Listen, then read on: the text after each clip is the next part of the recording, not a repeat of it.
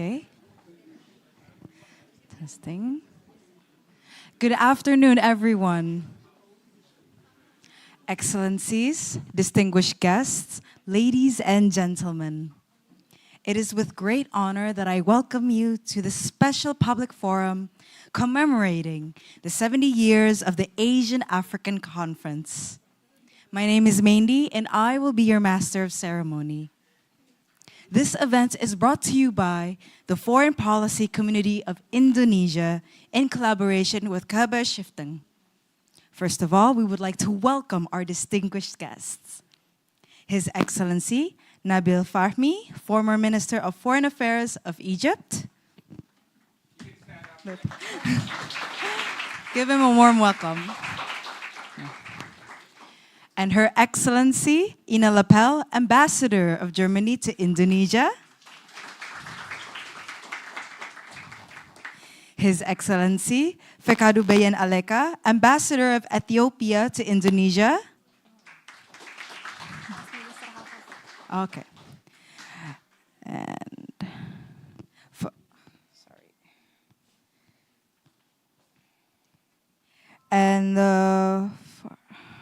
Wait, I do not see him here. Sorry. And His Excellency Sandeep Chakravorty, Ambassador of India to Indonesia. Where? Oh. His Excellency Galma Mukeboru, Ambassador of Kenya to Indonesia. Already. His Excellency Arif Hafaz Ogreseno, Vice Minister of Foreign Affairs to Indonesia.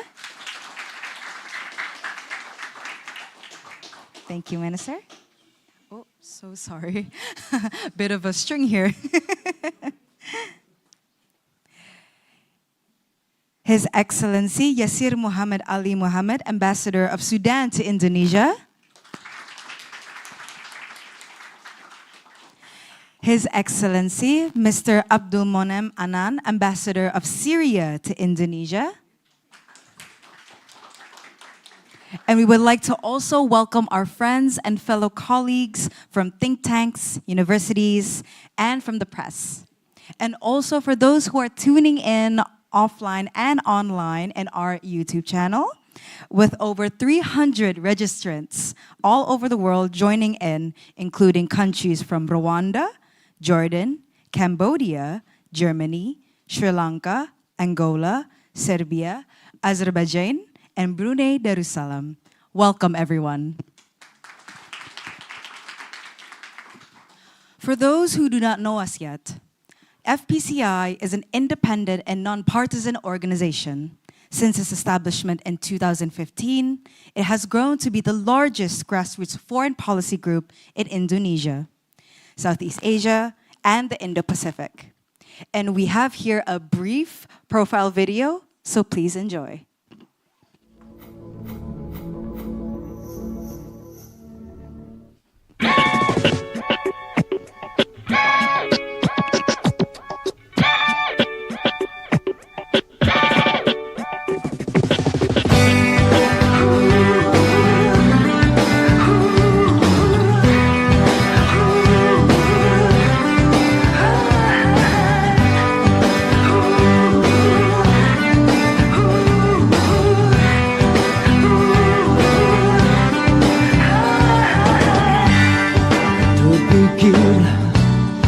Terpana dan terdiam, ku melihat sadarku bertahun bersama terwujudlah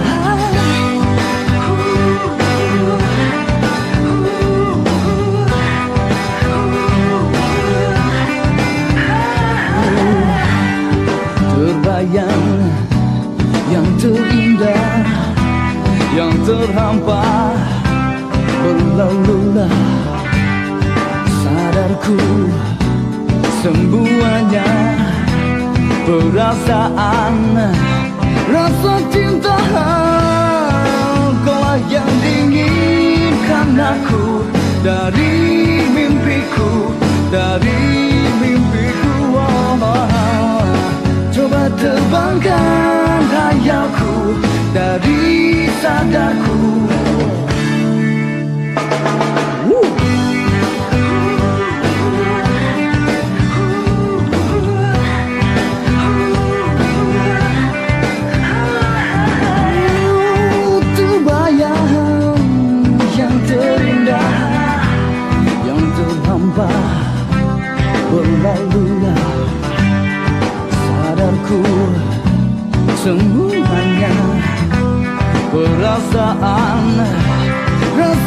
cinta, kaulah yang diinginkan aku dari mimpiku, dari mimpiku. Coba terbangkan khayalku dari sadarku.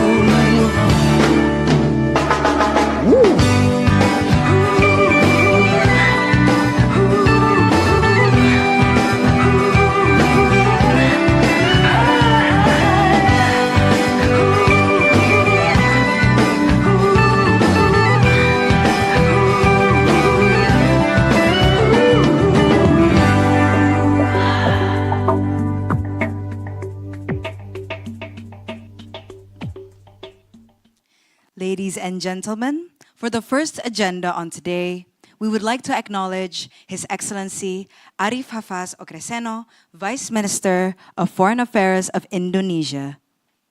May he take the stage, please? Thank you, Vice Minister, for humbly joining us today. Now, we will invite him to deliver the first opening remark. Your Excellency, you may have the floor.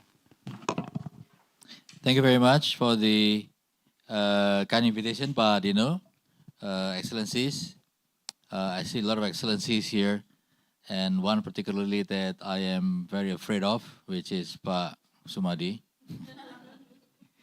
Because he was my mentor, he was my boss, my first ambassador when I was first posted in Geneva.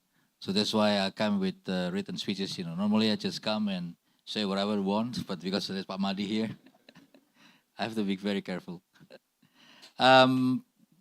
Yesterday I had a discussion also at the same themes in CSIS. So pretty much my statement will be more or less the same. And yesterday I started my presentation with a story in Hanover. Ambassador Lepel, Ina. If you recall, Indonesia is partner country of Hanover Messe 2023. And President Jokowi was in Hanover. And it was Ramadan in April 2023. And after the opening sessions, we were invited for a dinner by Chancellor Olaf Scholz. We went to the dinner in the mayor's house, very classical, I think 17th century wooden house. It was beautiful. And we started to have the dinner. And when things are much more fluid, Chancellor Olaf Scholz asked questions that took us about 30 seconds, Pak Madi, to reply. He said, do you think non-aligned movement is still relevant? This is a question of German Chancellor, the most industrialized EU country, during an event of Hannover Messe, the largest industrial exhibition in the world. And we were quite not sure how to answer that. But our president and our discussion as well continue to say that it's still relevant. And when I had a chance to speak, and I asked Chancellor, why you asked the question, Chancellor? And he told me that during his flight to Indonesia, during a visit, I think a year before, he read the whole book, or the title is Revolusi. It's a book about revolution in Indonesia that was written by a Belgian chap. It came in, I think, Dutch and then Germans, and then now in English. In his conclusion, on many of the elements that you read, the independence in Indonesia, the revolutions in Indonesia, and also the independence in different countries in India, give the inspirations of many countries in developing countries, in Africa, in Latin America, to fight for independence as well. So our revolution in Indonesia is actually an inspiration at the global level as well. And that's why he said Indonesia is inspiration for the non-aligned movement. and Indonesia was a counterpartner with Germany, and Indonesia as a country with a strategic independence in foreign policy, it's an anchor of the importance of non-aligned movement. Of course, with the other founding father and now with other developing countries in the world. So that question, I think, if you ask today, Padino, is even more relevant. Looking at the geopolitics that is happening today, the issue of unilateralism, the issue of unclear economic directions in the world, the issue of critical raw minerals, for instance, where countries at the global level does not even have one standard or reference on how we go by the critical raw minerals extraction processes. The standard, for instance, is still out there, okay, and no particular point of reference when you talk about the interests of developing countries in critical raw minerals. In the past, if you recall, there was a resolutions of United Nations on the permanent sovereignty of countries over their natural resources. And this resolution became jus cogens, became part of international law. But somehow it got lost in WTO negotiations, and the WTO negotiation wording was basically you cannot ban your natural resources for international trade, which actually goes against this international law that existed for a very long time. It is still relevant because of the fact that over 120 countries of member of non-aligned is in the Global South. It's a voice of the Global South that is getting more and more relevant today, especially when you are looking at the issue of social issue, health issue, the issue on pandemic, for instance. Basically, nobody's taking care of many developing countries. Now there is a pandemic treaty negotiation. Hopefully, it will come to fruition as soon as possible. But it is an example of the need of a voice from the Global South. Global inequality and development is still also very pervasive.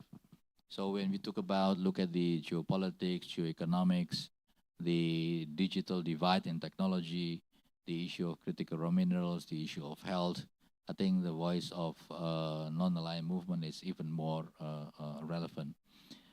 But the challenge, I think, is the strategy. How do you create a strategy for the non-aligned movement to be more relevant and be heard and accepted in the global discourse and discussions? I think first and foremost, you have to modernize the agenda. We have to come to realization that many of the members of non-aligned are not anymore developing countries.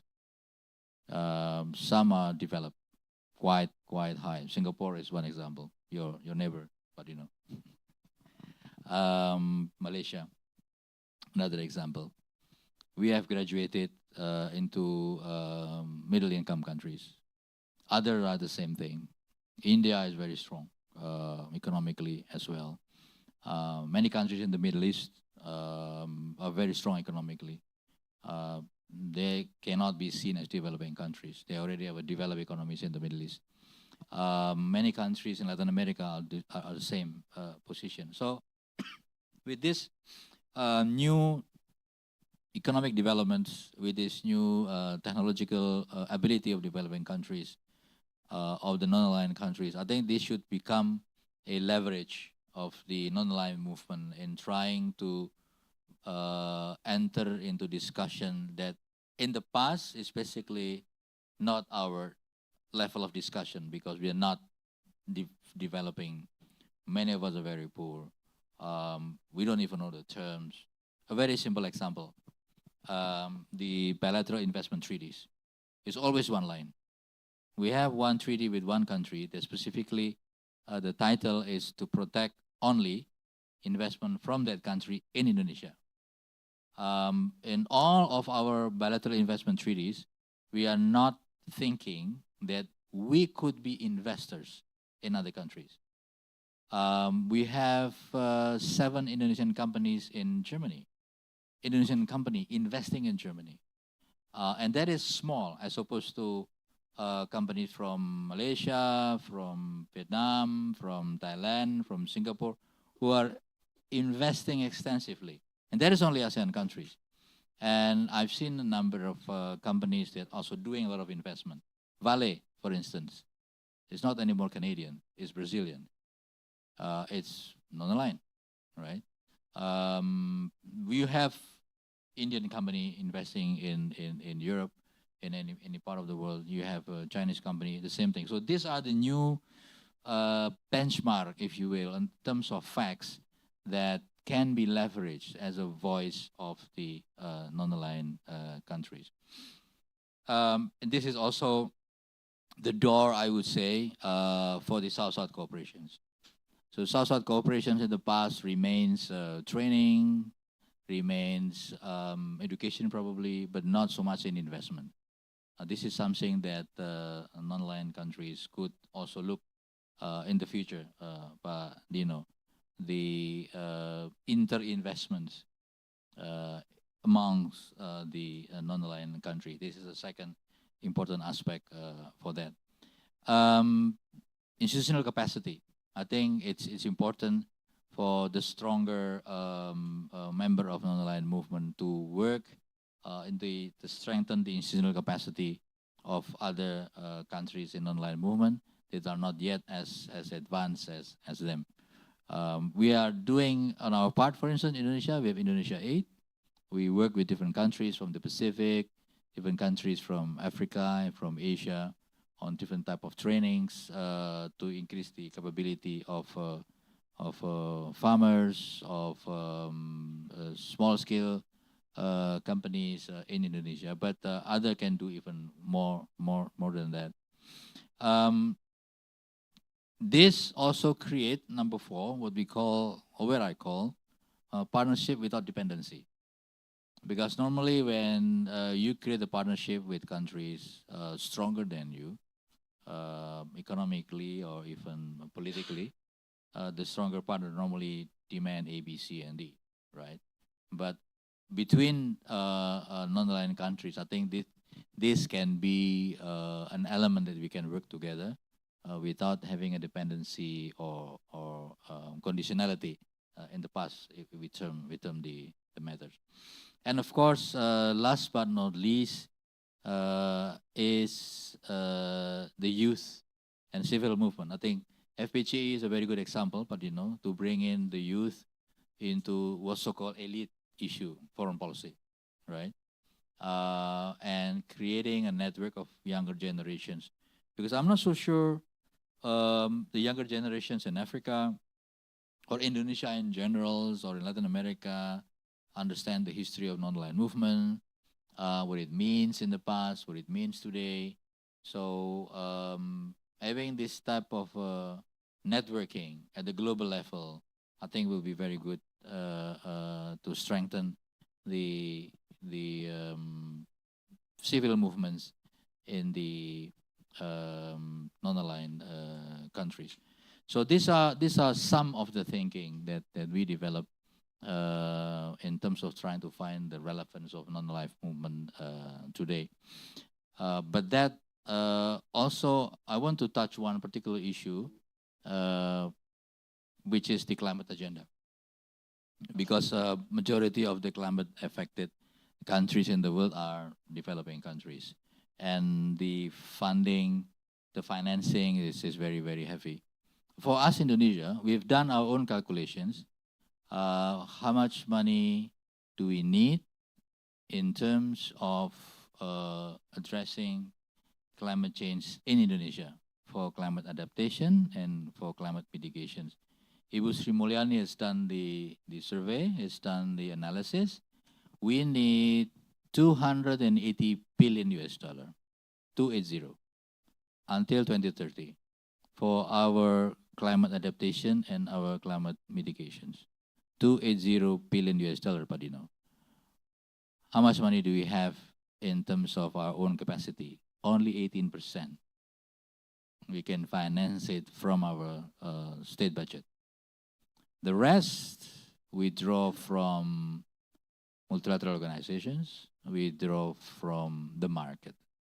So the market means issuing bonds, blue bonds, SDG bonds, issuing green sukuk. This is off the record, this part. We are going to issue coral bond. So this is something new. We are not anymore developing countries that are eligible for grants. That is our challenge. So we have to develop ourselves a mechanism of business-like approach. Investment as well. When I was in Berlin, I worked with a number of company from München to do investment, a small-scale investment, 5 million euros, then 7 million euros in different parts of Indonesia for the climate mitigation. So it's not grant, it's not a loan, it's an investment. The return is not 20%, of course, but the return is decent enough, 9, 10%. But this is what they call the angel investor. We are doing a lot of this in Davos every year to get a small-scale investment on climate mitigation and climate change in Indonesia. So the climate finance is a very important aspect, and I think non-aligned countries should work together on this particular issue. One of the very concrete example that I have been discussing with different colleagues is about the price of the carbon sequestration from the tropical forest. The number that's been thrown around, thrown to me, thrown at my face, was $5 per ton. And I always ask people who give me the number, and they said, what are the basis of $5? Oh, well, the prices in Africa is $5. The price in Latin America is $5. So in Indonesia, it should be the same. So then we are trapped in haggling the price, 5, 6, 7. So we never actually look at the deeper element, which is what are the methods to arrive at that $5 per ton. So when I was in Berlin, I worked again with different colleagues from NGOs and experts on the methods of the calculations of carbon pricing of forest sequestrations. This would be a very good income for countries to finance their climate challenges. And there is also another company that I work with in Europe, coming out of Paris. This is the only company in the world who is doing carbon sequestration calculations on crops. And they sell 15 euros per ton. And the crops are varied. Rice fields, potatoes. So it's very interesting. There are markets for that. There are expertise for that. And I think still majority of non-aligned countries are, what do you call it, farming agriculture countries. So we only calculate carbon sequestration from forests, or maybe with the new technology of carbon storage and carbon capture. But we never actually engage in getting carbon sequestration coming from crops, and farmers get double profit from selling the crops and getting the carbon sequestration as well. So these are some example of strategy, but that the developing countries and NAM can work together on making themselves relevant. So whether the question, if I just want to recap, whether the question, are we still relevant? Of course, we are relevant, even more relevant, looking at the global situation today. And what are the strategies to remain relevant, modernize the agenda, leverage South-South cooperations, build stronger institutional capacity, partnerships without dependency, create a solid climate finance on the particular subject, and to to create alignment and network with the younger people across the non-life movement. I think FPGA will be in a great position on that aspect. So once again, thank you very much for the time that has been given to me. I hope this will give some ideas and inspirations, especially for ambassadors, excellency around here, for students as well, and of course for Padino's endeavor in mainstreaming younger generation in foreign policy issue. Terima kasih. Assalamualaikum warahmatullahi wabarakatuh. Thank you, Your Excellency, for your opening remark. Oh, would you please stay for a photo session? And we would also like to invite the rest of the speakers to join the stage, as we will have a photo session on the stage. As for the documentation officer, yeah, for everyone.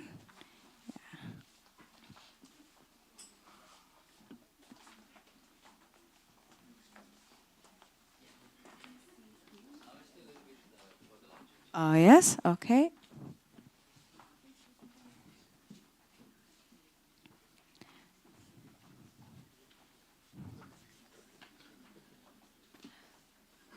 All in position.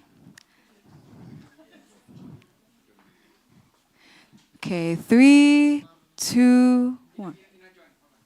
Oh, Miss Ina.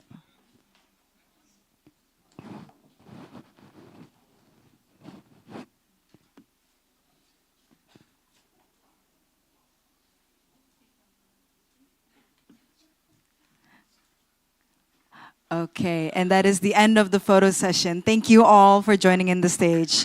You may return to your seats.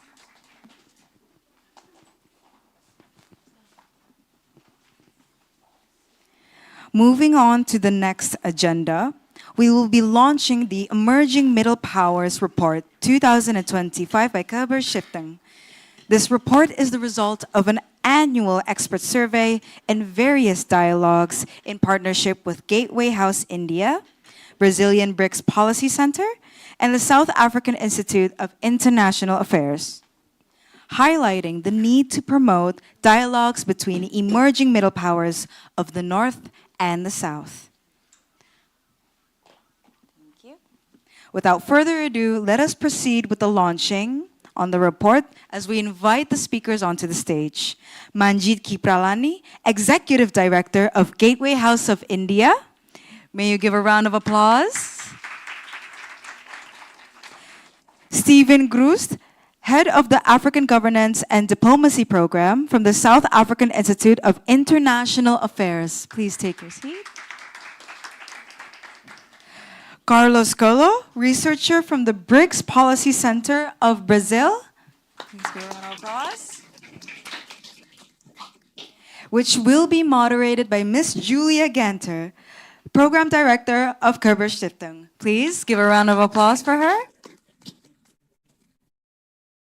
Miss Julia, you may have the floor.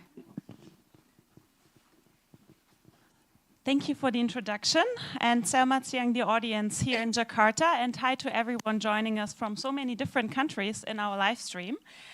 I'm very, very grateful to FPCI because we are not only here this afternoon, but we have also been discussing for the past 2 days what is the significance of Bandung and non-aligned movement today, and we will hear more about this in the next panel. And I'm really grateful not only for those 2 days and this great cooperation, Dino, thank you to you and your team, but also for you giving us this opportunity to launch our report. It was just going online 20 minutes ago, I checked. So it's really like breaking news for us, and I hope it will be breaking news for you when you look through it. So thank you so much for making this possible. I know that at FPCI you're having your Middle Powers Study Network, and the report is actually something that is quite similar of some work that we do in our Kerber Emerging Middle Powers Initiative.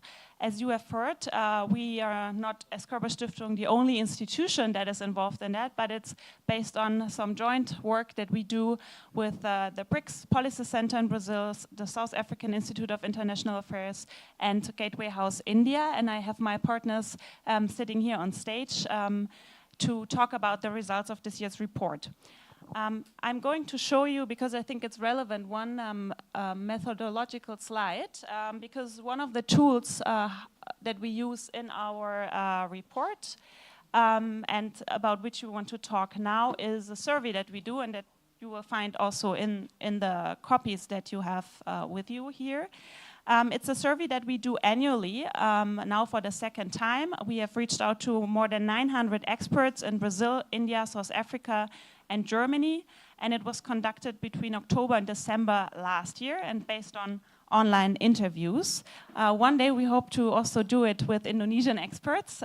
That's the goal. For now, these are the 3 emerging middle powers in Germany that we are basing our results on. The idea is to improve dialogue and understanding based on those survey results. So today we present them, and then the idea is that we talk about them, but then also that you go out of this room and have a chat based on what you just saw. That's the whole idea. My colleagues have been introduced, so I take the liberty of jumping in. If you're joining us online and you don't have the printed copy in front of you, you can find it also on our website. Now, I want to start with a question that I want to direct to the 3 of you, because I think what is always interesting is surprises in our lives, also when it comes to survey results. Carlos, maybe I start with you. And actually, that's already was a sneak preview. I start with you. What surprised you most about the responses from your country when you first looked at the survey results, when we got them?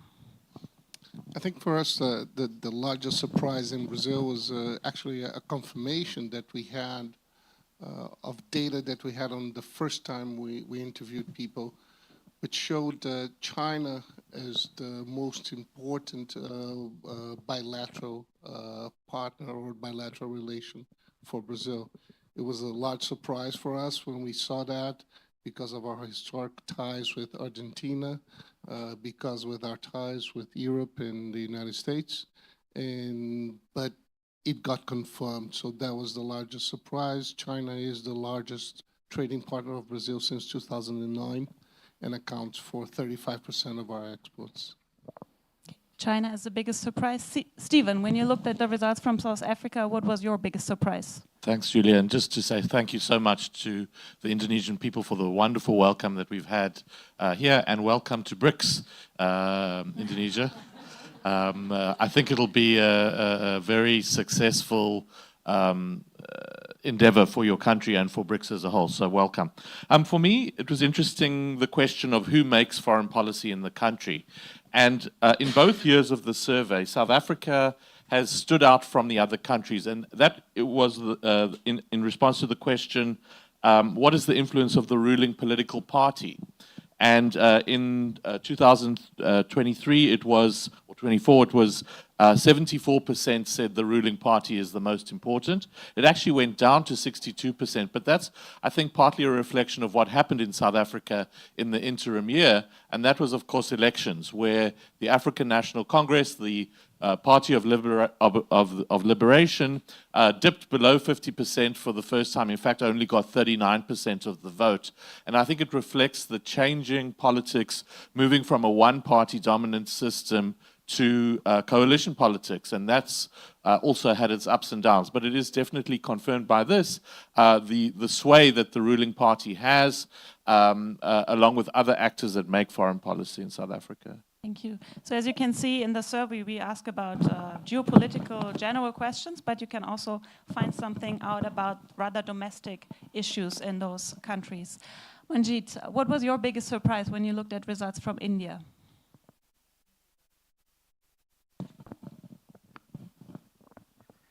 Thank you. The biggest surprise for us is that the Indians regard BRICS as being more important than the United Nations. This has been a trend that has been ongoing, and to have the Indians actually articulate it has been very interesting. Although we are quite invested in the UN, and BRICS hasn't been exactly a smooth ride. It does have differences, but still BRICS is more relevant than the United Nations. So again, as Steve said, Indonesia, you're in a good place. Okay, we will talk about BRICS later on. Now I want to talk about the concept of, or the fact that we titled our report this year, Momentum for Middle Powers. Stephen, if we look through the news in your three countries and also in Germany, I sometimes got the feeling that it's rather also a moment where at least news is dominated by political decisions that are taken in the United States and also China. But could you elaborate a little bit why it is a momentum for middle powers, for example, also for middle power like Africa, South Africa? Yes, I mean, I think as the Deputy Minister mentioned, the world is really changing. In the last 3 months, it looks different to what it looked before. And indeed, the actions and reactions of the US and China are probably dominating the news. But there is a momentum for middle powers. If you look at BRICS in particular, went from 5 members to 10 members over the last couple of years. They've added a number of partner countries, and apparently there are up to 40 countries knocking on the door to want to join BRICS in some way, which does, you know, for me, it's a modern take on the non-aligned movement. The non-aligned movement has had its troubles over the years and has lost a little bit of momentum. But I think if you look at BRICS, if you look at organizations like the G20, at our regional economic communities like ASEAN or the African Union, these are growing in importance because the problems that we face are not bound in by our borders, whether they're pandemics or migration issues or economic growth. We are all interconnected, and I think there is a great desire by emerging middle powers to assert themselves, to have a voice on the international stage, to not just accept things the way they are, but to challenge and to say there is another way and there's a better way to do this, and that sovereign equality is important. And so I think there is some momentum. In fact, interestingly, last year, the title of our report was Beyond the Echo Chamber, that new ideas are coming from other places. And there is definitely an impetus behind the developing world and emerging middle powers in leading that developing world. Thank you. To share a little bit of our discussion in the last 2 days, I have to say that the term middle power, of course, is a contested term, especially when it comes to India. We are aware of that. Ambassador Bhatia here in the first row, he has contributed with an opinion piece in our report, actually claiming, and quote, I'm quoting here, he wrote that India is a unique case. The traditional label of middle power fails to capture India's growing status. So, Manjeet, I was wondering, what is India's role then in this momentum for middle powers? Part of it is India is now entering international trade regimes for the first time. This is a country of 1.4 billion, same size as China. We've actually never exercised the trade option, and we are now doing so. That is an extremely important, step forward, because India can supply to the world at a rate that China can supply to the world, and it can also bring into India some of the things that we need that we haven't had for years. We've just been operating really on being sort of short on ourselves. But now we're going to operate at full speed. This is going to set a right example for the middle powers, rest of the world, emerging powers, underdeveloped LDCs, developing powers. Also, India domestically is moving up from we're down to poverty, extreme poverty is now down to 1%. This is a huge move. We are not China, and we've done it democratically. People are moving in from the lower classes, from poverty into lower classes, and from lower classes into the middle classes. These are huge and momentous changes, and this is an example for the rest of the world to say that, if we can do it, you can do it too. So entering, as this kind of country enters into the international trade regime, we don't know how that's going to turn out, but I feel it's going to be more positive than not. You've already mentioned trade, and that's my keyword to show you actually the first slide, because in an open question that we ask about the 3 most important foreign policy priorities for each country, we found out that international trade was actually mentioned by all by experts of all 3 IPSA, so India, Brazil, and South Africa. Carlos, given the pressure that US President Trump specifically is currently putting on the international trading system, do you see that there's an emergence of a common momentum among middle powers to respond to these pressures, especially middle powers in the South? Thank you for the easy question. Well, so if we take what's currently taking place between the USA and, let's say, the USA and China and everyone else in the middle, originated by the USA, and that should be said as well. This is 43% of the world economy. China is the largest trading partner of more than 120 countries. So it's inescapable that everyone will suffer at some level from this trade war. So that is a given. That being said, does the WTO has to stop? Do we need to give up on everything that was agreed and worked on for decades? And I say no. I think you see a lot of the answers that we get in the report, a lot of the answers that we get through BRICS, through the interest of other countries in BRICS and in different arrangements, means that there's fertile ground for countries to seek new arrangements, to seek new agreements.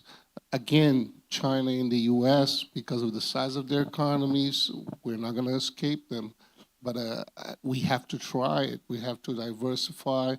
I think this is an especially interesting time, and I don't want to throw the question back to you because you're the moderator, but it's an especially interesting time for the relationship between our countries and Europe. What will be the role of Europe in this? Is Europe willing to engage in different terms? I think that will be quite interesting to see. But we have to engage among ourselves. The world doesn't have to stop because the United States and China are fighting.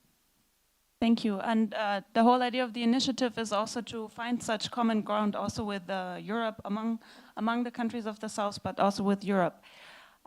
Stephen, we have asked South Africans and also participants from other countries how they evaluate the global influence of the US and also of China. And South Africans, they are very positive when it comes to China's global influence, especially when we compare it to the US. What is, like very briefly, because we have limited time, what is China doing right from the perspective of South Africa? It reminds me, with Carlos speaking about the African proverb that when the elephants fight, it's the grass that suffers when two elephants fight.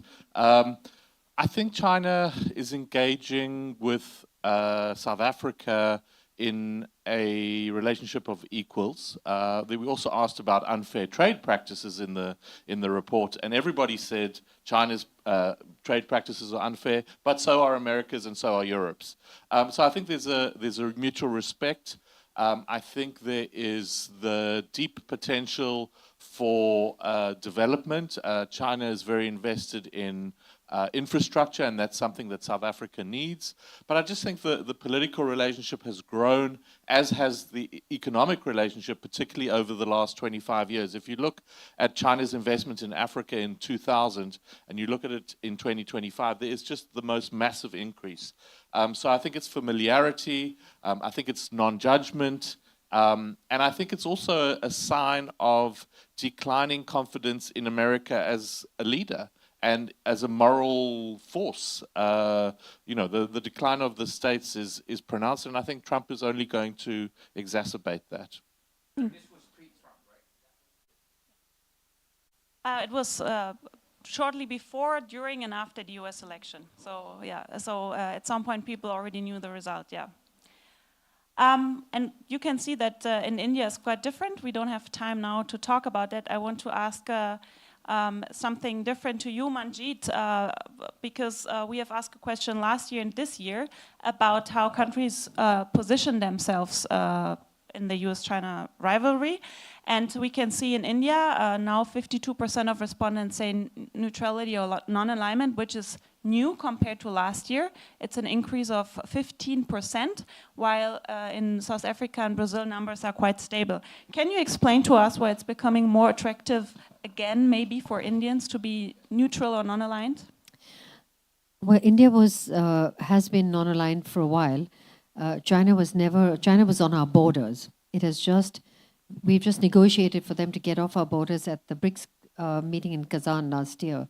So China is not a country that we trust, because unlike any other country, we do share a border with them.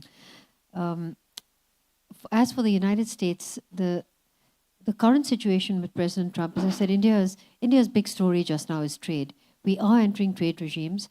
The US wants more fair trade for itself, and India is up to the task of doing this. So with the US, we are now getting a lot of military equipment. The US has taken on China as a foe. This works for us because it's not on the US border, it's on our border. And so I think that the shift towards the US and away from China is just natural. Now my last question for you would be on BRICS. As you can see on the slide, we ask countries what is their main expectation of BRICS. South Africa, India, and Brazil as BRICS members, they mainly mentioned economic cooperation and growth. And it was interesting to see that in Germany, a non-BRICS member in Europe, most respondents said, well, we think it's to balance power. So there's quite a different view. But what I would like to ask you as a final question is, recently Indonesia joined BRICS. So if you had to do the onboarding, as already being in BRICS for a while with your Indonesian partner, what would be your main advice to Indonesian colleagues? Carlos, do you want to start? Thank you again. Engage. I think, first of all, engage, and let's not be shy about, and let's also not worry. This is a question that BRICS gets a lot. Oh, but you don't agree. You don't agree on everything. Really? Is this the litmus test that we are applying to agreements or international organizations that, oh, we don't agree on everything? Yes, we will not agree on everything, but we all agree that we're looking to a newer, fairer, better economic model for the development of our countries. So I think that should be the litmus test for BRICS moving forward. Thanks, Yeah, Stephen. I would say get involved and embrace this, because BRICS has created a whole lot of communities. I mean, I was just in Brazil, and they were saying they did a study on how many different mechanisms there were, and it was well over 150. That's probably too much, but your ministers of agriculture are going to interact with their counterparts across the world in these different countries. Your ministers of health, your civil service, your foreign affairs, etc. I think it just gives a tremendous opportunity. My few days here in Indonesia has convinced me that Indonesia is not just going to be a taker, but a giver, that there are examples to show, there are strengths that it can bring to this. So I think it's only a positive story. But yeah, just go in and use the opportunity that you have of these wonderful communities that are being forged around the world in the very spirit of Bandung 70 years ago. You, Manjit? I would agree with India feeling more aligned with BRICS than with the United Nations. That says a lot. And this is the moment in the world when there's so much change, there are so many gaps. Into these gaps, the BRICS world and the BRICS agenda can step in. It's a more equal agenda. We do have more in common with each other than not. And this is the moment to pursue a joint agenda with countries that are more like-minded. It's a positive message. Thank you. It's always good to finish with a positive message. Thank you to the three of you. Thank you all for your interest and for listening. I hope you enjoy reading the report. And thank you, Dino, once again for this great cooperation. And I hand over to you again. Thank you. Thank you so much for our esteemed speakers. Oh, and before, we would also like to commence a photo session at the stage. Oh, yeah. As our documentation officer is setting up in the middle, yes, please take your places. Okay, and look forward.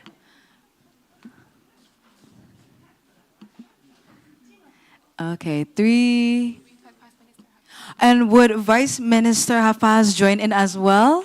There we go. And also bring in for the reports. Okay. As for documentation, 3, 2, 1.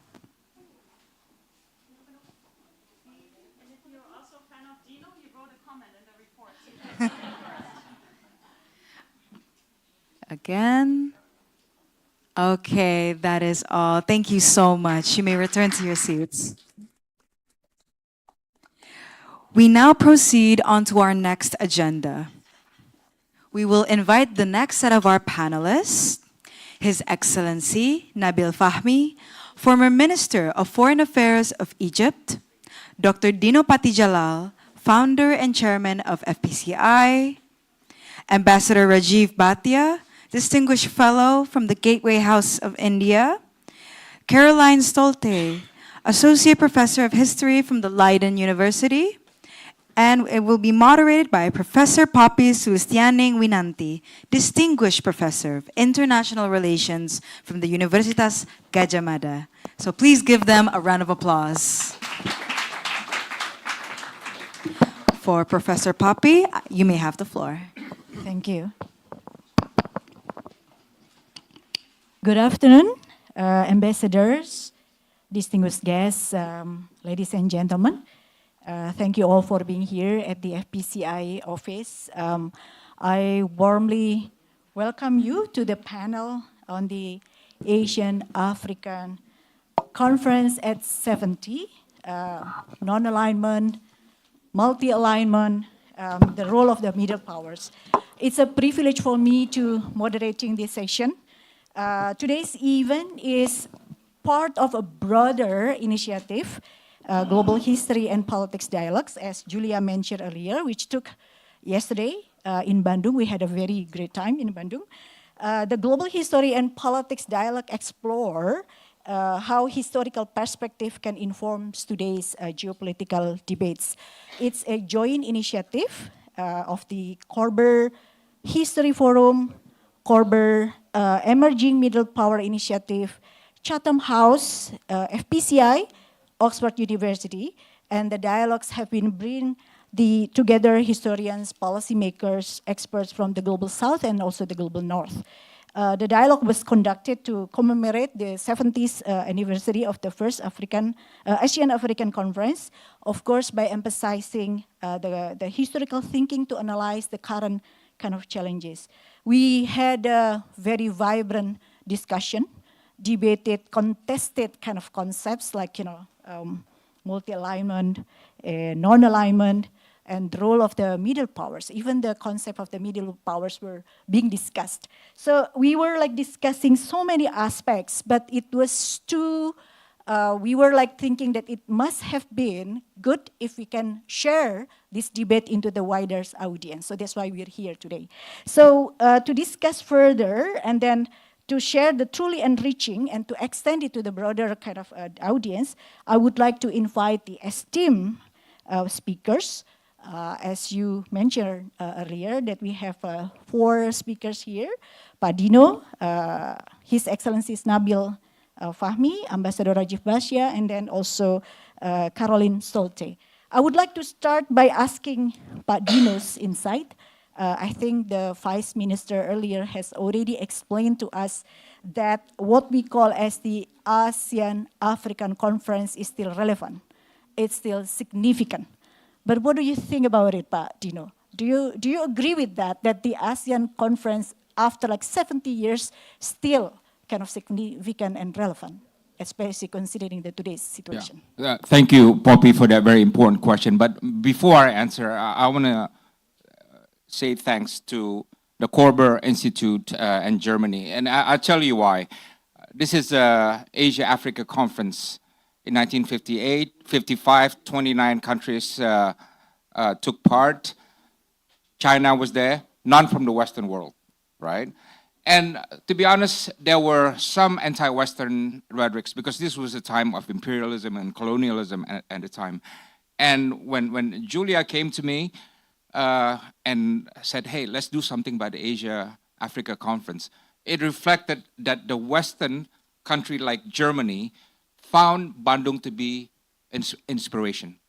And it was part of their efforts to embrace the global South with an open mind and with a positive attitude. So thank you, Korber. Thank you, Germany. I think this is also the mindset of the leadership and the political elite in Germany, I hope. but really, it's really significant that it's not just Asians and Africans, but the Westerners also join us in reminding us of the importance of this.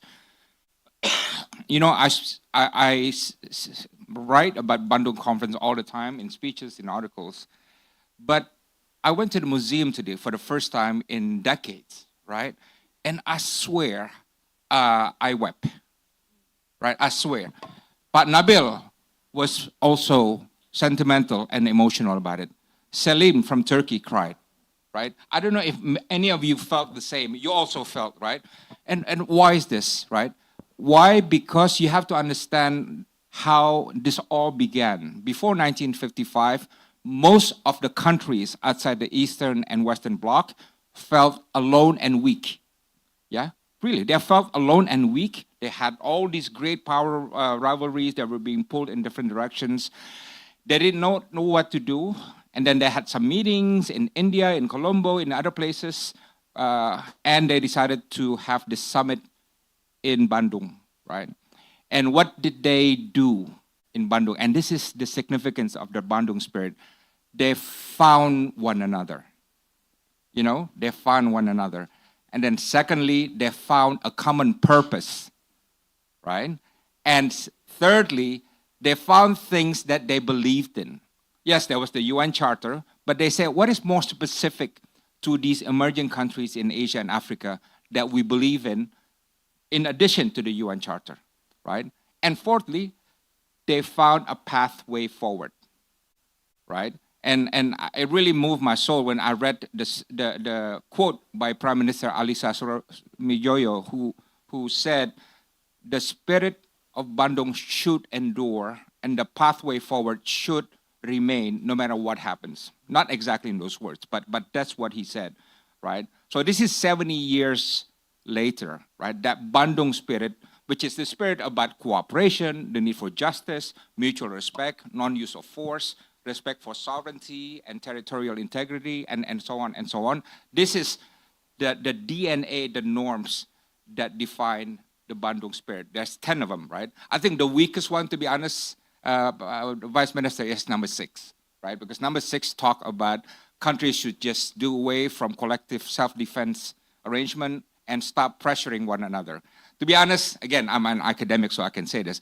It's a bit unrealistic because even Indonesia, we like to pressure our friends, right? Everybody pressure everybody, right? That's just part of our diplomatic game, right?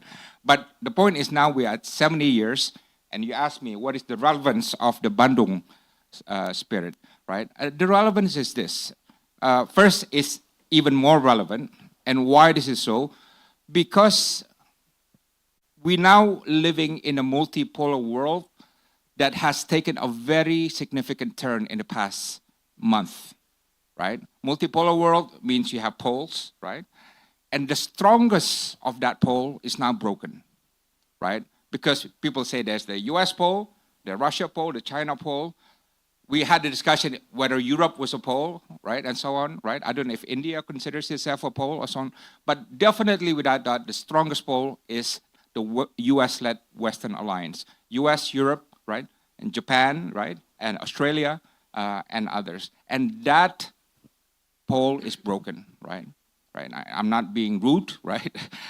You ask the Europeans, they will say that, right? So in a multipolar world where the strongest pole is broken, where the rules-based international order is severely shaken, when confidence in the global north from the global south is also severely shaken, right? The spirit of Bandung remains ever more important, right? And there are three ways we can respond. We meaning the global south, including Indonesia. There are three ways. One, we retreat. And there's a lot of call for this. They're saying, oh, let's just worry about ourselves, right? Nationalism, populism, inward-looking mindset, right? So retreat, right? And a lot of our leaders are calling for that, right? Including Europe as well, right? So retreat. Second one, equally dangerous, is drift. Strategic drift. Meaning you got no direction, you don't know what you want, right? You go all over the place and you just have no policy. That's strategic drift, right? And the third one is stepping up, right? You really step up to the plate. When the rules-based order is challenged or undermined, then you go up there and you defend the rules-based order, right? You defend what you think is right for you. You revive, you reawaken, you reinforce the Bandung spirit, right? So I just have two quick points here. So that's the strategic choice for countries like Indonesia and throughout the global south. Retreat, drift, or you step up, right? And I got two predictions. One is in the midst of this, geopolitical shifts and renewed multipolar uncertainty, you will see a lot of alignments and realignments, right? I mean, Europe already is seeing that, right? They're looking at Asia differently. They're looking at, okay, how about those countries? How about those countries? You look at countries in the Indo-Pacific, they're all looking at what are the new alignments that we can form, right? The space for alliances will remain. I don't think they will increase. But the alignments will rise because alignments are so easy. You can do it a la carte. You can do it political alignments, economic alignments, or other alignments, and you don't need a treaty like you would for military pacts, right? So I think we're going to see a lot of that, yeah. And secondly, the role of middle powers will rise, yeah. Why?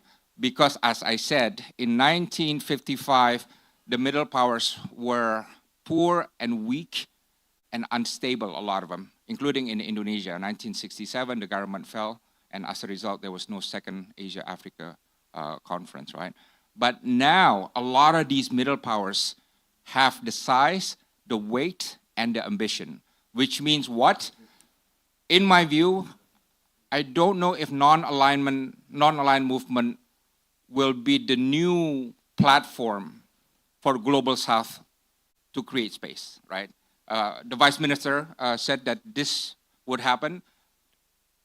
Remains to be seen, but in my view, the biggest space that will be created internationally, in the international system, will be by the middle powers, both in their regions, yeah, Saudi in Middle East, India in South Asia, South Africa in Africa, and so on, and through unilateral arrangements. India through Quad, yeah, Indonesia through, and Brazil through BRICS, and so on. So, in my view, the greatest space that will be done in this new multipolar shifts will be carried on by the middle powers through regional context or through unilateral context. So I'll stop there. But the key point is Asia-Africa spirit, Bandung spirit will be ever more important. All right. Thank you, Pak Dino, for your thought-provoking kind of answers. I'll get back to your comments later on, but now I'd like to turn to His Excellency Nabil Fahmi. I wonder if you would like to say something about, I think the report earlier also showed that more and more developing countries are interested in joining BRICS, like Egypt, Ethiopia, and recently, thank you for your welcoming remarks about Indonesia's membership to the BRICS. I'd like to say BRICS Plus, yeah, but it's still contested as well. So what is your opinion about it? Why then it's happening that way? Why then more and more developing countries are, interested in becoming part of the BRICS?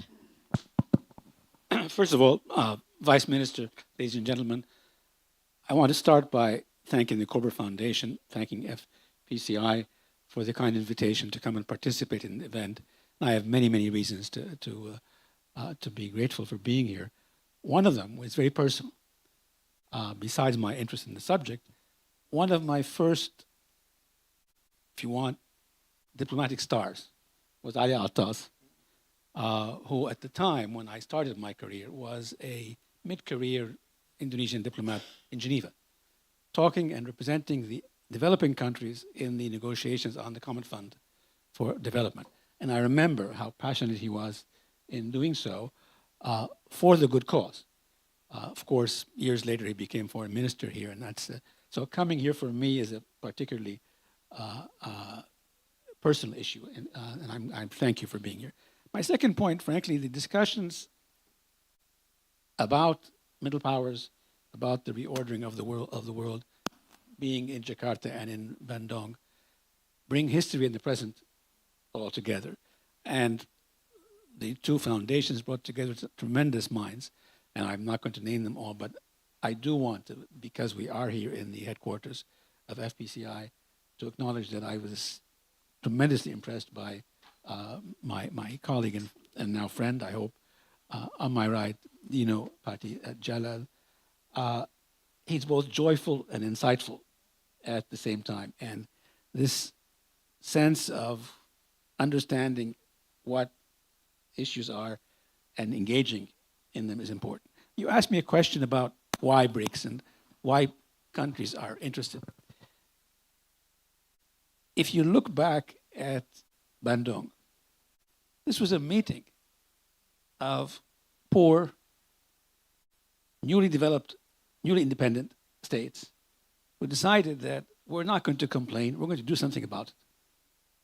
We want to engage, to be part of the world, and we have the confidence, the courage, and the initiative to sit down with people of good faith in the political sense and see what we can agree upon with the desire of doing, not of trying to be isolated from society, not to be complaining about two poles or history. And I didn't know that I was so obvious today, but I was touched by the museum, because just looking at these people, every one of them had survived a major challenge. But then they were talking about the greater good, not about the immediate need of each one of their countries. When I look at BRICS, I don't think BRICS is going to solve all the world's problems in the near future, but it's not meant to be. But what comes to me for BRICS is these are countries who want to engage. We've had debates back home in Egypt, and I'm sure in other countries, people saying, well, as you mentioned, Dino, a second ago, let's not engage. But the reality is you cannot not engage in a global environment, nor does it help you solve your problems if you don't engage. So I don't look at BRICS sentimentally. I don't look at it irrationally that it's going to solve all the problems. But I do look at it in a positive sense that we will work with a growing number of countries, more and more, to see how much we can do. It's not anti-anybody. It's pro each one of us. It's pro the general common good. And I actually think that while it's exceptionally important to reiterate the principles, it's not presently, it's not the time for another call. It's the time for action. So it's not a call for reaffirmation. The affirmation is there, but I think it's a call for action. And I think it's important that our countries, be them all the BRIC countries, or a large number of them, or some of them and some other countries, middle powers, or even some of the major powers, the more we can come up with proposals to meet the basic challenges of the international community, the better. Concrete proposals on how to move forward. There already was a issue raised. I'd like to also mention that I find debt to be a major critical issue for a lot of the less affluent countries. And if we don't deal with that in the near term, it's going to be a major issue. And I can name a number of others, but I won't. Let me close here by emphasizing, BRICS is a pathway of activism. We should take the greatest advantage of it. We should not try to always have unanimous decisions on everything we do, but I think it's a very positive reflection of a desire to be active rather than to isolate yourself from the challenges of the time. Thank you, His Excellencies. Now, we discussed already the significance of the Bandung spirit and then the role of the BRICS. Now, I would like to hear from you, Ambassador Rajiv Bhatia, that what is actually the future of the Global South? Do we have the same kind of vision? What is actually what we want as the Global South? Would you like to comment on that? Yes, thank you very much. But I cannot help beginning very briefly with the central question that you asked Padino. And I should ask you whether I can speak as a diplomat or as a scholar. Because when your president went to India recently in January, at the presidential banquet, he started his speech by saying, President Prabowo, he said, I'm not a diplomat, I'm going to speak from my heart. So I'm inspired by him, and I want to make my first point, which is that the spirit of non-alignment is still alive. It was born in Bandung, and therefore Dasa Sila, the 10 principles of Bandung, remains relevant. But is non-alignment movement, the entire formal structure that we created, is that relevant? I'm afraid I have to disagree with some of our Indonesian friends. And I'm doing it right here at your home because I spent 4 years in this beautiful country and I feel that I'm part of you. If non-aligned movement was really relevant, is there a reason why Egypt or India or Indonesia or Ghana would not have done a big celebration to celebrate 70th anniversary? It would not have been left only to a few think tanks to remind us, which they are doing very properly and justifiably, that something very special was achieved and that spirit must be captured and continued. My second point, and this is a direct answer to your question, is today we are living in 2025. The world is very, very different from 1955. We have changed, generations have passed by, issues have changed, agenda of the developing world has changed. Did in Bandung or even in Belgrade in 1961, did we discuss energy transition, artificial intelligence, sustainable development goals? We did not, and they're literally. So the world has changed. Non-aligned countries or developing countries have to follow a new strategy, a new agenda, and that is what is being done, Madam, through the Global South. Now I know that when I speak of Global South, within among Indonesian friends also, there is this feeling, you know, where is this Global South? Who are the members? You know, what is the structure? Who's the president of Global South? The answer is, it is all evolving. It is evolving right in front of our eyes. It evolved when Indonesia provided exemplary leadership to G20 as president. It evolved when India followed suit, followed by Brazil, and now South Africa is doing, and South Africa is doing it at great peril to its own interests, its own national interests. So my point is that Global South is a very important platform.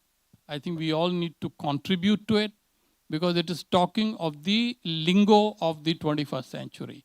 And my final point, Madam, is if I had the chance, I'm a great supporter of Corber. Gateway House is part of the original team. I would have asked Julia if I had the chance as to why Indonesia was not part of it. Because if Indonesia had been part of it, Germany would have contributed today to the birth of IPSA Plus.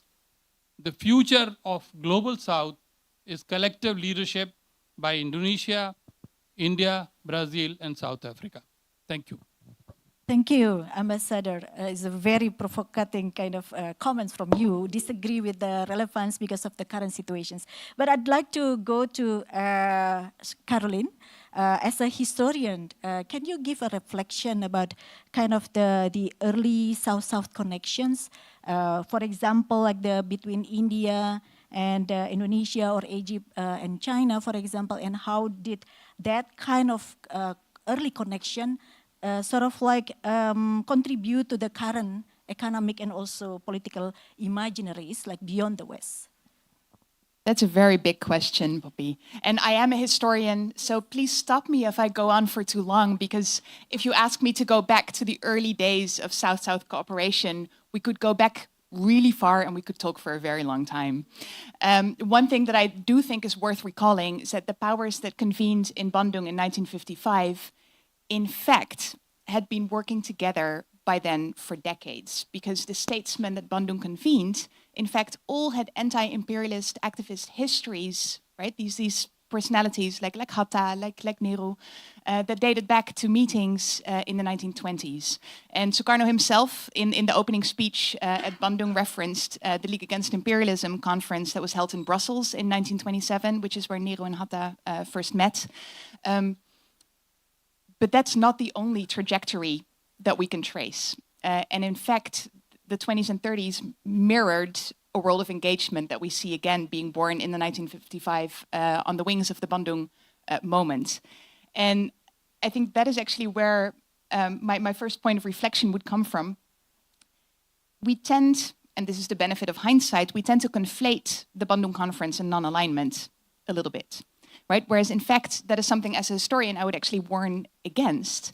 Right? What Bandung convened in 1955 was powers who were part of a bloc, powers who were not part of a bloc, powers who were most definitely aligned. And in fact, that is the point. And that is the legacy of Bandung. The fact that Bandung was able to be held in 1955 in the Cold War, despite the fact that it convened powers from different blocs, from not blocs, etc., is exactly why the Bandung spirit is so important, and it's also where we can draw the lessons from today. And it is that almost cheerful disregard in 1955 for global power lines that I think is particularly inspiring, and it's also what enabled this first phase in the 1950s and 60s of Afro-Asian cooperation. Because when you think about all of the institutions that draw inspiration from Bandung in the 50s and 60s, and I'm talking here of institutions that existed for decades, like the Afro-Asian People Solidarity Organization, Afro-Asian Jurist Organizations, Afro-Asian Writers Organizations. The fact is that all of these cut across political, ideological, religions, and other lines. And I think that is the inspiration, right? That whatever the direction these institutions came from, they all refer back to Bandung as their point of reference and their point of inspiration. And if we want to get a sense today of how strong that aura of Bandung in fact was, I would say two things. One is that Bandung had that status before it actually happened, right? Even before the Bandung Conference convened, there were conferences such as the Conference of Asian Countries for the Relaxation of International Tensions, was a peace conference held in Delhi just before the actual Bandung Conference. It was already celebrating Bandung 10 days before Bandung started. Because the very fact that this conference was able to be convened, the fact that this came together without mediation of other powers, was found to be so inspiring that it was a point of reference even when it didn't exist yet, right? And I think that's a very poignant thing to remember. And the other is that even people who were not part of official Bandung delegations, but still had hopes and dreams for a place in the future world order, countries that were not yet independent, were not part of delegations, would not be inside the conference hall in the proceedings at the Gedung Merdeka, traveled to Bandung nevertheless, often over incredibly great distances, to petition outside the conference hall to get a glimpse of the delegates. A great example of this is African-American activist Richard Wright, who was on an assignment in Spain when he read in the newspapers that Bandung was going to be held, and traveled overland in a combination of trains and flights all the way to Bandung just to be present. And if anyone in the audience or anyone at home wants to get a sense of what that moment meant in an emotional sense, I can highly recommend the book that Richard Wright wrote as a report of kind of that Bandung moment, not the conference because he wasn't there. It's called The Color Curtain, and it's basically just him talking, the Color Curtain, and it's basically just him talking to people, talking about their hopes and dreams, and that's where I'll end before I go on for far too long, because when we were actually at the museum this morning, this came full circle when some of us were standing there and reflecting on the actual conference hall, right, where the same tables and the same chairs are still there today. This is a place, a colleague said, where you can feel so many hopes and dreams, and I think that's the actual significance. It's not so much about the political proceedings. That is where we should locate the real Bandung spirit. Thank you so much, Caroline. Your historian kind of perspective really kind of enrich our discussion.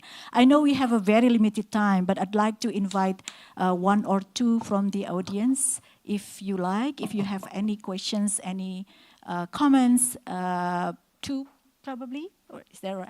Oops. Okay. Can I see two men raise the hands, but can I have one female? Sorry. I saw you first, but then any female? No? Okay then, yes. You first and then, yeah, please.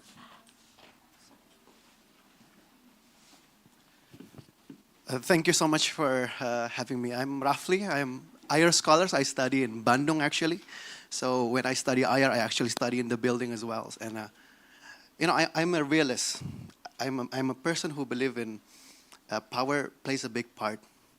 And my question is that there is a saying, the strong do what they can, and the weak suffer what they must. The question lies, what can the middle do at this point? Taking into consideration trade wars, it is more relevant that the strong do what they can. And as Mr. Rino has said, the non-alignment, the middle power is still relevant. But does relevant equals effectiveness? Considering we need an effective action actually to contribute to what happened in the current world. So that will be the question. Thank you. Thank you, Mr. Rafli. Please, the second, yes.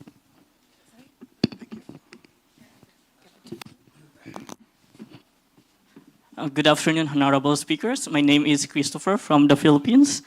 The 1955 Asian African Conference empowered post-colonial states to pursue non-alignment and solidarity among equals. Yet today, when countries like the Philippines attempt to shift their foreign policy, such as the former Philippine President Duterte's pivot to China under the banner of Global South Solidarity and multi-alignment, they often face diplomatic backlash, sanctions, or legal pressure from dominant global actors and name them as pro-China or anti-West. Doesn't this reveal a contradiction in the current global order where non-alignment and multi-alignment are praised in principle but punished in practice, like the case of Duterte, who is now imprisoned in The Hague, as well as other African leaders? How can middle powers preserve strategic autonomy without being trapped in the binary of major power rivalry? Thank you. Thank you. I think those are very interesting questions from the audience. I'd like to invite His Excellency Nabil Fahmi to respond to the first questions about whether the middle power relevance is also equals to the effectiveness. Would you like to respond to that first? Sure. I'm also a realist, but I would argue that you need to think about things a bit more deeply.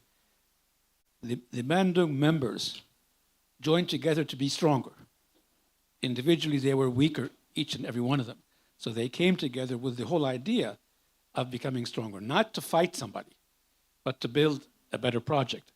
And I think what they did tremendously correct was to lay down a set of principles because they were at an inflection point, and you needed to have this foundation. What you're seeing now, and I'm not equating BRICS with Bandung yet, but what you see now, again, the world is at an inflection point. It is broken. The order is broken. There are tremendous violations of the basic tenets of order, including use of force. And the Palestinian case is a testimony to that. But I argue again, the members at Bandung were criticized for every step they made and steps they didn't make. So if you want to be an activist, you will be criticized. But if you believe in building the common good, you have to have the wisdom and the courage. And my last point will simply be, you can't only talk the talk, you have to walk the walk at the same time. Therefore, to change the atmosphere, the balance of interests, not the balance of power, the balance of interest in the international community, we need to develop common interests with as many people, as many countries as we can. It may be the case where Egypt and Germany have a common project in a particular area, and we may have differences in other areas. But given that there are common projects, the dialogue nurtures much more. So I would argue, for me, Bandung was about principle and activism. It wasn't about the text. Text is a genius text put together, but it was really about activism and laying down the foundation. The call today has to be not reaffirmation, about activism. Let's put hand in hand and do as much as we can and respect the basic tenets of international law, most of which is non-use of force. Thank you.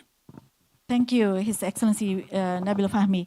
Pak Dino, would you like to respond to the second questions? Yeah, our Filipino friend, look, I think that as a result of this recent multipolar shifts that I described earlier, the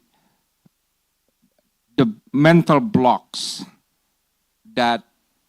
or hurdles that used to be applied towards developing stronger relations with China will be much lessened, right? Reduced, right? What I'm saying is this.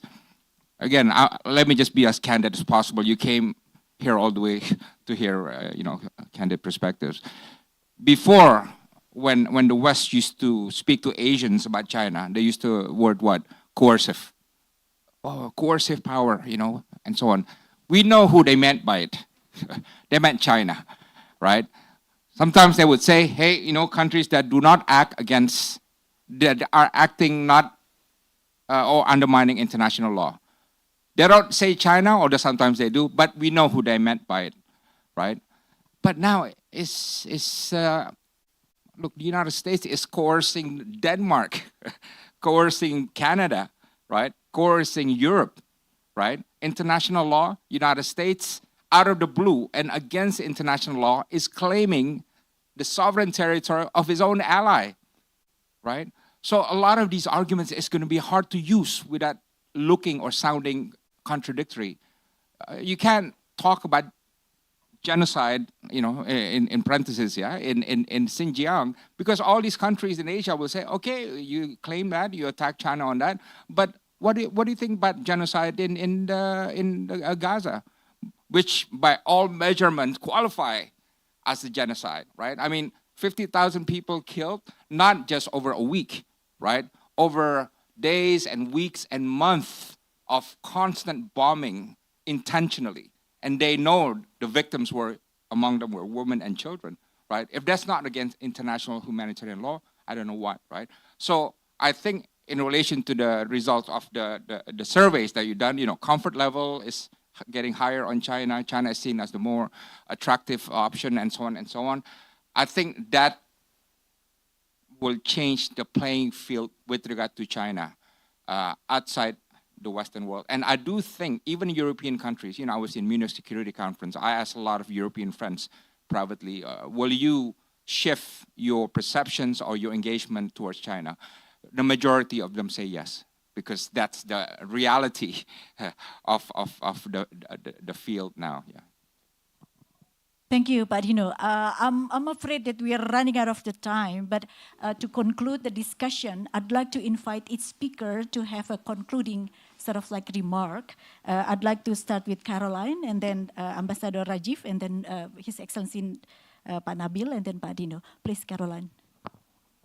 Well, first of all, thank you for both the questions from sort of a realist, injecting a realist perspective, right? Because we tend to get very nostalgic also about the Bandung conference. And I think all speakers, including those who asked the question, have highlighted also that there was a lot of disagreement inside the conference hall, right? And that also pertains to the Philippines during the actual Bandung conference, right? Because there was a lot of disagreement around bloc formation. There was the 6th point of the Dajasila, right, about the collective. All of those were contested, and in the end, they were formulated in a deliberately, in a deliberate way with just enough ambiguity that also different delegations could offer different explanations of it at home, right? So the agreement there is not the point. The point is exactly what my colleague Nabil brought to our attention, right? Which is the fact that it happened and the fact that the collective realization was that despite those disagreements, we are stronger together. And again, that is the point even before the actual Bandung conference convened. For instance, the Times of India in December of 1954, so a few months before Bandung, wrote that we will go and see whether solidarity trumps ideology. And I think that was 4 months before the actual conference, but I think that hit the nail right on the head. Yeah. I will only take 1 minute to present my concept at the end here. And I would like to say that Indonesia and India can achieve a great deal if they work on 3 different layers. First of all the work that all of us have done together in G20, the attempt should be to preserve it. And that means basically the 3 past presidents, Indonesia, India, and Brazil, must help South Africa out fully in order to see that those achievements are consolidated regardless of the approach of one particular power. My second suggestion would be that about BRICS, we know there is a lot of apprehension in Indonesia as to why we are joining or we have joined BRICS, because the US-China conflict will harm and hurt us. I want to assure Indonesia that this is a completely wrong reading. We are very comfortable in BRICS. In fact, the family has just grown bigger. It shows that the community supports BRICS, the international community. So Indonesia can play a big role in helping India and other countries to strengthen the moderate forces within BRICS. And my third and last point is, as President Prabowo Subianto and Prime Minister Narendra Modi developed a very clear roadmap on how to strengthen the relationship, the bilateral relationship. It is now the onus is on the bureaucracy of Indonesia and India, on diplomatic machinery of these 2 countries to focus on meticulous and timely implementation of all those decisions taken, and then only we can deliver what the 2 leaders have promised. So all the best to Padino and his wonderful work here. I am so privileged and delighted to be here, and such terrific enthusiasm on part of our community. I hope that we will have more opportunities of dialogue in future. Thank you. I'm going to be very brief, just making bullet points. I think we need to move conceptually beyond concepts of balance of power to concepts of balance of interests. Interests include power, but we have to look at the greater good of things. And if we move in that direction, everybody will benefit. The strong, as much as, if even not even more, than those who are weak. My second point is we are, again, I've said, at an inflection point. If the two major powers, and we're not sure whether there are two or three now, don't know exactly what kind of order the world is in, that itself tells you that there is a state of disorder. So in that kind of environment, we don't have the luxury of being passive. We have the obligation, responsibility to be active in trying to deal with challenges, but also contribute to building a better future for everyone. And my last point is, learn from history, but don't try to recreate it. Learn from history, learn from the lessons, the wisdom, from the mistakes, but build the future. I'm frankly, have been always perplexed about why do people keep asking me, is the online movement going to be born again? Why should it be born again? I'd love to see a new vision of activism that not only includes online movement, but frankly includes different countries around the world with different affiliation. I don't want to be a group alone. I actually want to be part of the world. So activism is extremely important. And my last, I said three, but I'll make a fourth one. Countries like those mentioned in the report, middle countries, they need order much more than the big countries. So it's very important for, as we look forward and move forward, that we consistently urge ourselves, push ourselves to try to establish norms and rules in international relations by which we can engage each other. Thank you. Thank you. You know, I'm 28 years old, and oh, thank you. So I was just waiting if any. He's not there who laughs, so okay. Well, thank you. Look, I repeat, I'm 28 years old, and for the first time in my life, I'm feeling that the world is heading in the wrong direction. Yeah. What do I mean by it? The UN is no longer fit for purpose. It can't address the situation in Ukraine and Gaza, right? Regionalism is under duress in many parts of the world. The WTO is dysfunctional. There's new risks of non-proliferation. The climate goal of 1.5 degree world is becoming more and more elusive. There are two wars raging in the world. Abrahamic tensions, Islamophobia, anti-Semitism, and Christophobia is rising as a result, among others, because of Gaza and so on, right? So it's really a messed up world and a world heading in the wrong direction. And the big question for us historically, who's going to do the pushback, right? Will Europe do the pushback? Will the global south do the pushback? If so, who? Will the major powers do the pushback? If so, who? Will Indonesia do pushback? If so, when and how, right? So I think for me, that's the big historical question that we face at the moment. I don't have answer, but I just want to frame that to you. Yeah, thank you. Thank you. Please give a round of applause to our distinguished speakers. I think it's very enriching discussion.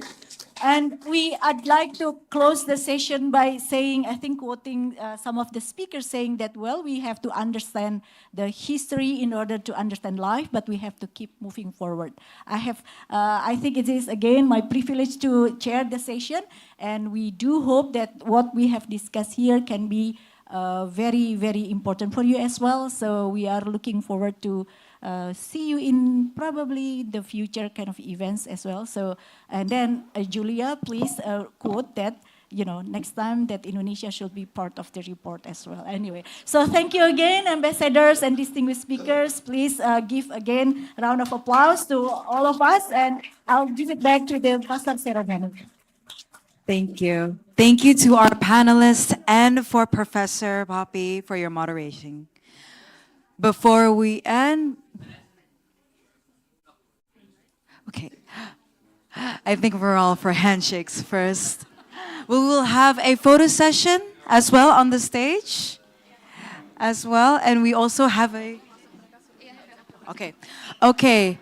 We will continue this for a press conference We will have a press conference in the Ali Alatas Auditorium, and we kindly ask all the media representatives to move forward with our media relations officer.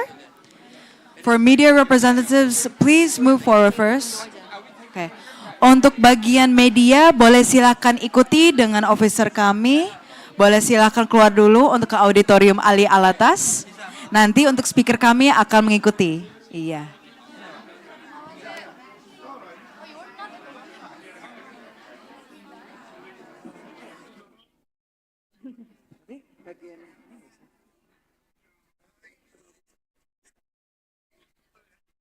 No one's gonna listen. Okay, say the media again, and then you go straight there. Oke. Untuk sekali lagi, media boleh silakan ikut ke belakang ke auditorium Ali Alatas.